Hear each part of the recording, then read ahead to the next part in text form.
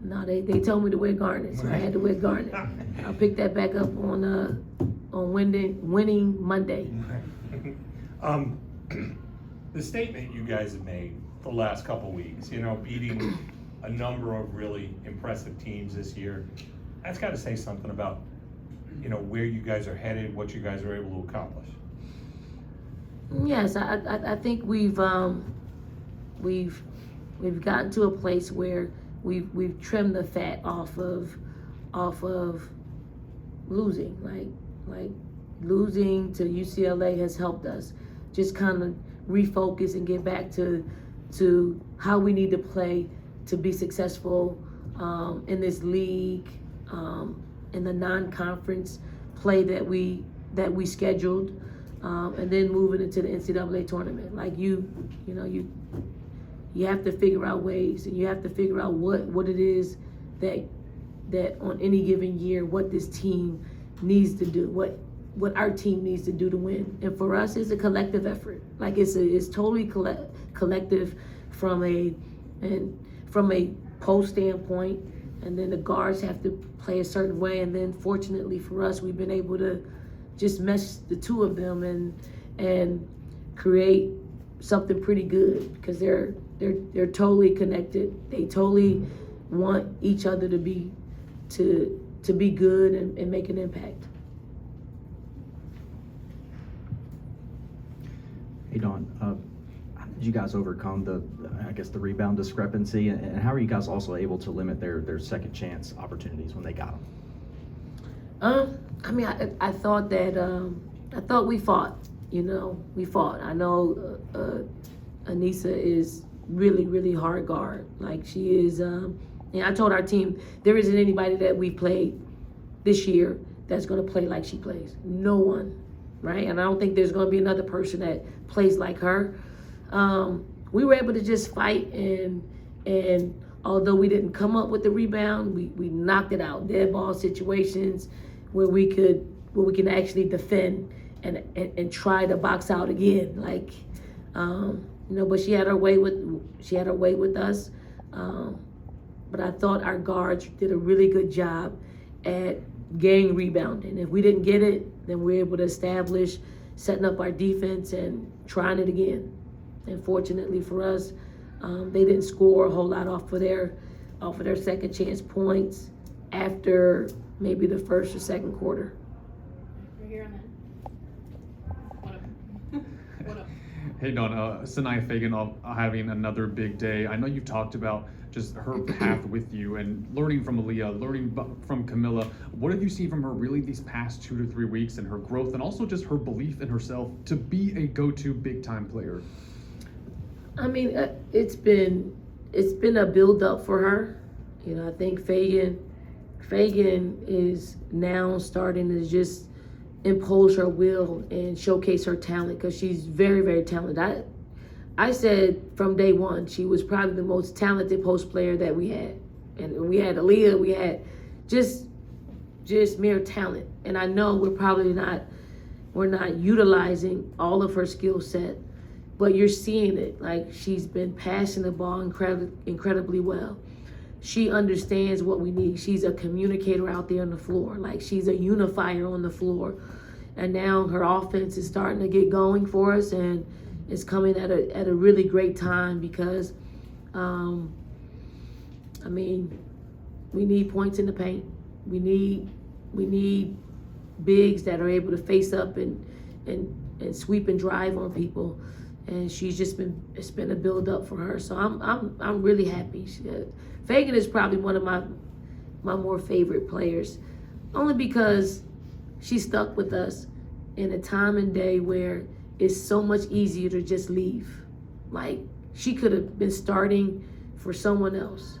Now I don't know if other coaches would have allowed her to get away with sometimes not giving her best effort, but she understood she wasn't giving her best effort. This is what her best effort looks like on a consistent basis. And you see her, she played 36 minutes. We couldn't afford to keep her off the floor very long.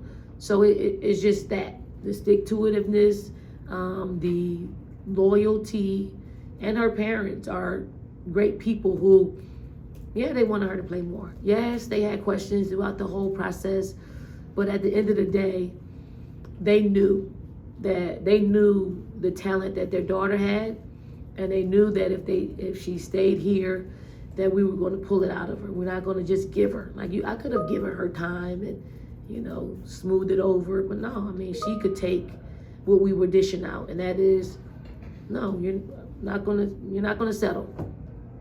Not gonna settle. And she just stuck with it, and now you're seeing. I think she's gonna put herself in a real good position to play at the next level. Right here, and then we'll go to Noah.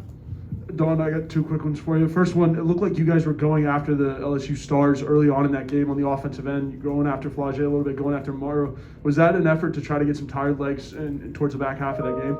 Oh, absolutely. I mean, that's part of it. Keep pushing the ball down the floor. Keep making them work hard for catches. Yes, we know they don't play like they play 6 or 7 players, and you have to use that against them. They're that talented that if you allow them to rest on defense, they have more energy to take advantage of you on offense. So yes, that was part of the game plan. Absolutely. And then so following up on that, your depth outscored their depth 31-2, which is pretty impressive. Talk me through that and how your bench played today. I always tell our bench, you're the number 1 bench in the country. Only you have that number beside you, that number 1. And they could go other places and start. But I gotta let them know what they mean to our team. We don't win without the contributions in the first half of Malaysia Fuwale. We don't win. She had it going on. She was getting to the bucket. She was assisting. And then you come back and Tessa hits the biggest shot of the game to me. The baseline out of bounds, huge when they were mounting a comeback. You got Joyce. I mean, Joyce is, I'm gonna put it out there. Joyce is gonna be the best player in college basketball one day. I say that only because of her work ethic and her intellect and her wants. She's highly motivated. I don't know if that's what she wants to do, but she got